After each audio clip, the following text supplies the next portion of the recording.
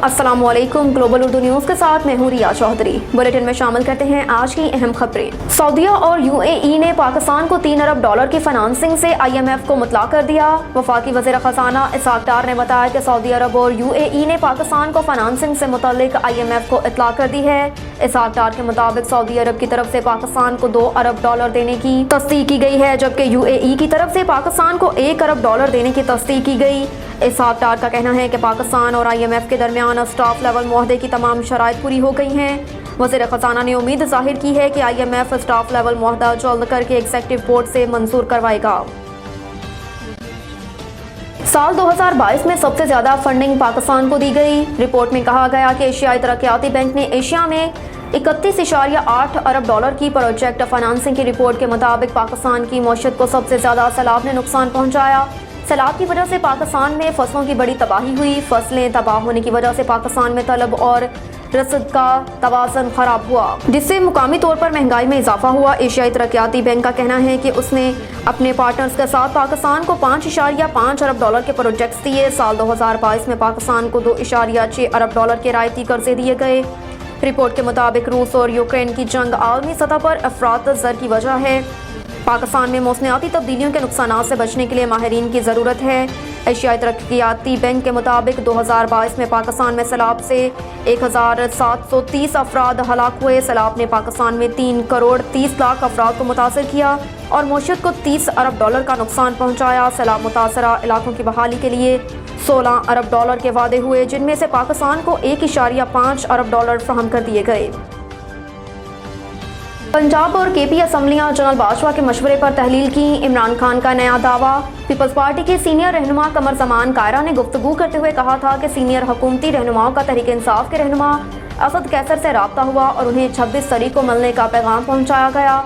कमर ज़मान कायरा का कहना था कि मुलाकात के पैगाम पर असद कैसर ने जवाब दिया, इकट्ठे हैं और 26 तारीख को मिलते हैं। ताहम निजी TV चैनल को इंटरव्यू देते हुए इमरान खान का कहना था कि उन्होंने असद कैसर को बात करने का मैंडेट नहीं दिया, बल्कि शाह महमूद कुरैशी को मैंडेट दिया है और अभी तक मुज़ाकरात के लिए किसी ने शाह महमूद कुरैशी से कोई राब्ता नहीं किया।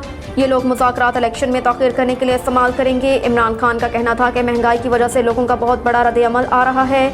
अवामी रद्द-ए-अमल की वजह से ये लोग इलेक्शन से भाग रहे हैं। सुप्रीम कोर्ट ने 14 मई की तारीख दे दी है। हम उनको आगे जाने नहीं देंगे। अगर ये समझते हैं सुप्रीम कोर्ट को दबाव में लाकर आगे निकलेंगे तो हम ये होने नहीं देंगे।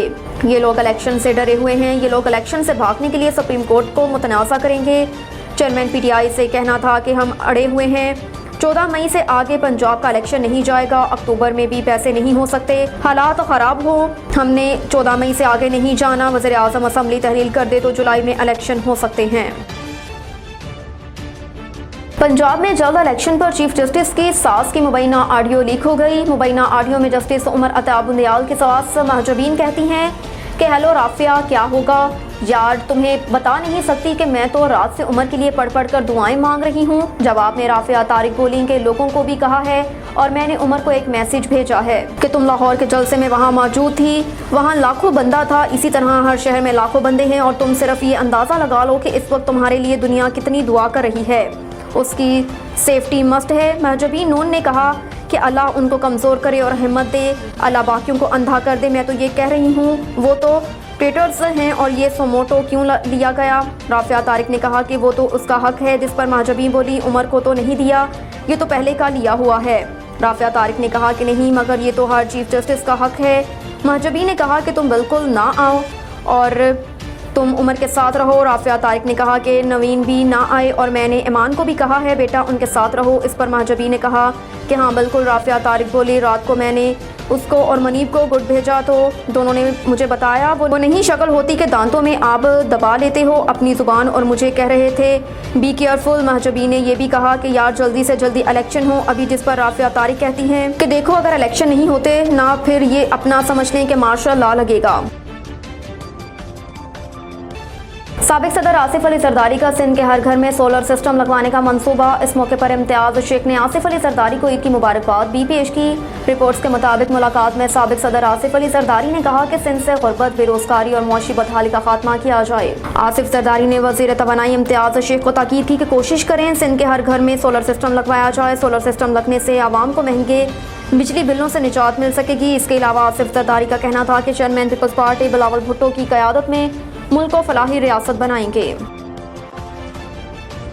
बरनाला आज़ाद कश्मीर से अमजद हुसैन आलम की रिपोर्ट के मुताबिक साबिक मुहतसिब आला आज़ाद कश्मीर ज़फ़र हुसैन मिर्ज़ा एडवोकेट की वफ़द के हमरा बरनाला हाउस आमद। सीनियर वज़ीर आज़ाद हुकूमत कर्नल रिटायर्ड वक़ार अहमद नूर को वज़ारत का कलमदान संभालने पर मुबारकबाद दी और नेक ख्वाहिशात का इजहार किया। इस मौके पर सीनियर रहनुमा Muslim League Noon Barnala Laiq Mahmood Aamir advocate, professor Nisar Ahmed Jaral member, Waleed Suhail Jaral, Waqas Nasir advocate, engineer Kashif Iqbal, Nasir Mahmood Jaral, Javed Najeeb साबिक उम्मीदवार ज़िला कौंसल अब्दुल सत्तार जराल और कसीर तादाद में मोहसिन इलाका भी मौजूद थे। शुरा ने वज़ीर हुकूमत को मुबारकबाद दी और नेक ख्वाहिशात का इजहार किया। वज़ीर हुकूमत कर्नल वक़ार अहमद नूर ने मुहतसिब आला ज़फ़र हुसैन मिर्ज़ा और वफ़द का शुक्रिया अदा किया। गुफ्तगू करते हुए साबिका दौर में हुकूमत में हल्का LA5 ने तरक्की की और अब अल्लाह ने हमें दोबारा मौका दिया है। इंशाअल्लाह हल्का LA5 बरनाला की तामीर तरक्की का सिलसिला दोबारा शुरू करेंगे, अवाम की खिदमत करेंगे, अवाम के मसाइल हल करेंगे और अपने हल्के को आज़ाद कश्मीर का मिसाली हल्का बनाएंगे। अब तक के लिए इतना ही। देखते रहिए ग्लोबल उर्दू न्यूज़।